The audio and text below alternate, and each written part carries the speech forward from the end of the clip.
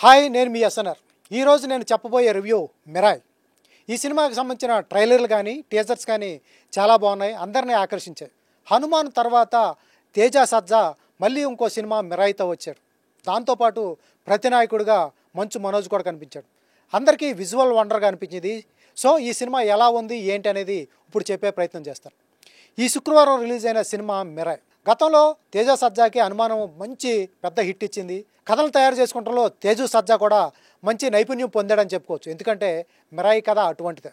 చాలా మంచి కథ, విజువల్ వండర్, విఎఫ్ఎక్స్ అన్నీ తోడని ఒక మంచి కథని త్రేతాయుగంలో రాముడి పాత్ర కనెక్ట్ చేశారు. దాంతో తల్లి సెంటిమెంట్ కలిపారు. సో ఓవరాల్గా అయితే సినిమా అయితే చాలా బాగుంటుంది. చిన్నపిల్లలు ఎంజాయ్ చేస్తారు, పిల్లలు ఎంజాయ్ చేస్తారు. చెప్పుకోవాలి అంటే కథ విషయానికి వచ్చేటప్పటికి ఒక మంచి గ్రంథం. అశోకుడు తన దగ్గరున్న కళింగ యుద్ధం తర్వాత తనలో ఉన్న శక్తిని మొత్తాన్ని ఒక 9 గ్రంథాలు భద్రపరిచి ఆ 9 గ్రంథాలకి ఒక్కొక్క గ్రంథానికి ఒక యోధుడిని కాపలాగా పెడతాడు. 9 గ్రంథాల్లో ఉన్న 8 గ్రంథాలని కైవసం చేసుకుని వాళ్ళలో ఉన్న యోధులను చంపేసుకుంటూ దాంట్లో ఉన్న శక్తులు పొంది పంచం మొత్తం తన దగ్గర ఉండాలనే శక్తిని తన దగ్గర పెట్టుకోవాలనుకుంటాడు మహావీర్. అతనే మంచు మనోజ్. అట్లా 9వ గ్రంథం కోసం వెతుకులాట కోసం ప్రయత్నిస్తూ ఉంటాడు. ఆ 8వ గ్రంథం యొక్క యోధురాలైన అంబిక శ్రేయా శరణ్, ఆవిడ కొడుకే తేజు సజ్జా. ఎవరైతే ఉన్నారో మహావీర్ వల్ల ప్రమాదం ఉందని ముందే దివ్య దృష్టితో గ్రహించి 25 సంవత్సరాల ముందే తేజు సజ్జా యోధ అని కని వదిలేసి ఒక చాట వదిలేస్తుంది. తర్వాత తను చనిపోతుంది. ఎందుకు చేసింది? తను తేజ సజ్జా యోధ ఎలా మహావీర్ని ఎదుర్కొంటాడు? ఆ 9వ గ్రంథం మహావీర్కు దొరుకుతుందా లేదా? ఈ 9వ గ్రంథానికి మహావీర్కి ప్లస్ యోధాకి మిరాయితో ఉన్న సంబంధం ఏంటి? మిరాయి అంటే ఏంటి? శ్రీరాముడు కోదండానే మిరాయి అంటారు. దానికి ఈ సినిమాకి ఉన్న లింక్ ఏంటి? దీన్ని చాలా చక్కగా చెప్పాడు డైరెక్టర్ కార్తీక్ ఘట్టమనేని. గతంలో కార్తీక్ ఘట్టమనేని అంటే మనకి సినిమాటోగ్రాఫర్గా తెలుసు, మంచి మంచి సినిమాలు చేశాడు. ఇప్పుడు సూర్య వర్సెస్ సూర్య చేశాడు, తర్వాత ఈగలు చేశాడు, ఇప్పుడు థర్డ్ వన్. ఇది 3వ సినిమా అతనికి. సినిమాటోగ్రాఫర్ అయినా కథలో ఏమాత్రం కూడా డిస్టర్బ్ చేయకుండా, కథని సినిమాటోగ్రఫీ వైపు వెళ్ళలేదు, ఎక్కడా లేకుండా చెప్పాలనుకున్న కథని చాలా చక్కగా చెప్పాడు. విఎఫ్ఎక్స్ మిరాయి విఎఫ్ఎక్స్ పెట్టినారు, అవి చాలా బాగున్నాయి. తర్వాత సినిమాటోగ్రఫీ బాగుంది. తర్వాత వచ్చేటప్పటికి కథ ఎక్కడికి డిస్ట్రాక్ట్ అవ్వకుండా అతను ఏ పాయింట్ చెప్పాలనుకున్నాడో అదే పాయింట్ చెప్పాడు. ఎక్కడా సాగతీత అంశాలు లేవు. ఆ కథను డిస్టర్బ్ కాకుండా పాటను కూడా కట్ చేయడం జరిగింది. ఇక హీరోయిన్ వచ్చేటప్పటికి హీరోయిన్ బాగా చేసింది. జయరామ్ కూడా బాగా చేశాడు. శ్రియ, తర్వాత జగపతి బాబు, వీళ్ళందరూ ఎవరి పాత్ర అయితే వాళ్ళు బాగా చేశారు. చాలా ఇంపార్టెన్స్ ఉన్న పాత్రలు ఇవన్నీ. తర్వాత మంచు మనోజ్ విషయానికి వచ్చేటప్పటికి రోరింగ్ చాలా బాగా చేశాడు. మిగతా అన్నిటికంటే కూడా ఈ మధ్యకాలంలో భైరవం చూసాం, దాంట్లో లౌడర్గా కనిపించింది. దీంట్లో మాత్రం సెటిల్డ్గా అనిపించింది.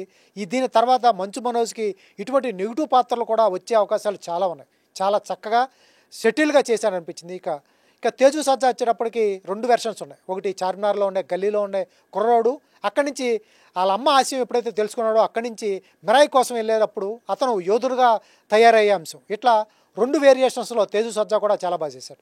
ఇక సినిమాకి వచ్చేటప్పటికి మెయిన్ ప్లస్ పాయింట్ కొరాహరి మ్యూజిక్ అని చెప్పుకోవచ్చు. ప్రతి చోట 10 ఎలిమెంట్ వచ్చేటప్పటికి లిఫ్ట్ చేస్తూనే ఉన్నారు. ఆర్ఆర్ కానీ చాలా బాగా చేశాడని చెప్పుకోవచ్చు. ఇక ఫైనల్ వచ్చేటప్పటికి త్రేతాయుగంలో వచ్చేటప్పటికి త్రేతాయుగం అంశం ఒకటి వస్తుంది. దాని గురించి ఒక 6 లోకాల గురించి ప్రభాస్ వాయిస్ ఓవర్ ఒకటి వస్తుంది. ఇది ఎండ్లో చూడాలి, ఎండ్లో వస్తుంది ప్రభాస్ వాయిస్ ఓవర్. దీని తర్వాత రాణా వస్తాడు. రాణా ఎందుకు వచ్చాడు అనుకున్నారా? రాణా వచ్చేటప్పటికి మిరాయి 2కి వచ్చేటప్పటికి రాణా వస్తాడు.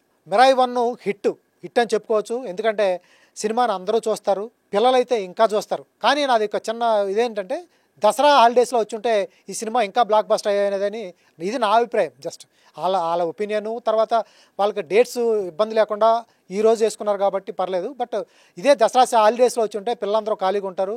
కంపల్సరీ ఈ సినిమాని అయితే విఎఫ్ఎక్స్ని చూసి తర్వాత మైథలాజికల్ టచ్ ఇచ్చారు. రాముడికి కనెక్షన్ ఏంటి, రాముడు కోదండాన్ని మిరాయిగా ఎలా మారింది ఏంటి అనేది, దానికి ఎలా ఇంటర్లింక్గా ఈ కథను కలిపాడు. అశోకుడు ఉన్న 9 గ్రంథాలని రాముడికి సంబంధం ఏంటి అనేది, తర్వాత తల్లి సెంటిమెంట్ ఎలా కూర్చాడు అనేది ఇక్కడ స్క్రీన్ ప్లేలో బాగా చేశారని చెప్పుకోవచ్చు. దీన్ని అద్భుతంగా మలిచారు. విజువల్ వండర్ అని చెప్పుకోవచ్చు. ఈ మధ్యకాలంలో తెలుగులో ఇటు రావట్లేదు అంటారు. తెలుగులో అయితే మంచి సినిమా వచ్చింది మిరాయ్. పిల్లలు తర్వాత ఫ్యామిలీ ఆడియన్స్ అయితే కంపల్సరీ చూస్తారు. ఈరోజు వెళ్ళిన తర్వాత నేను కూడా చూడటం జరిగింది. పబ్లిక్ టాక్లో ఎవరైనా చెప్తున్నారో ఏంటో అంటూ చెప్పడం కూడా జరిగింది. సినిమాకి అయితే పాజిటివ్ రివ్యూసే ఉన్నాయి. సినిమాకి డిసప్పాయింట్ చేసే అంశాలు చాలా తక్కువగా ఉన్నాయి. 1-2 సీన్లు అయితే కొంచెం సాగదీతగా అనిపించినాయి సెకండ్ హాఫ్లో స్టోరీ టేక్ ఆఫ్ అవడానికి. మిగతా అంశాలు ఇంటర్వెల్ బ్యాంగ్ కానీ, తర్వాత క్లైమాక్స్ వచ్చేటప్పటికి మంచు మనోజు అలాగే తేజు సజ్జా ఫైట్ సీక్వెన్స్ వచ్చేటప్పటికి కానీ ఇవన్నీ అంశాలు అయితే చాలా బాగున్నాయి. యాక్షన్ సీక్వెన్స్ బాగుంది, విఎఫ్ఎక్స్ బాగున్నాయి, బ్యాక్గ్రౌండ్ బాగుంది, తర్వాత సినిమాటోగ్రఫీ బాగున్నాయి.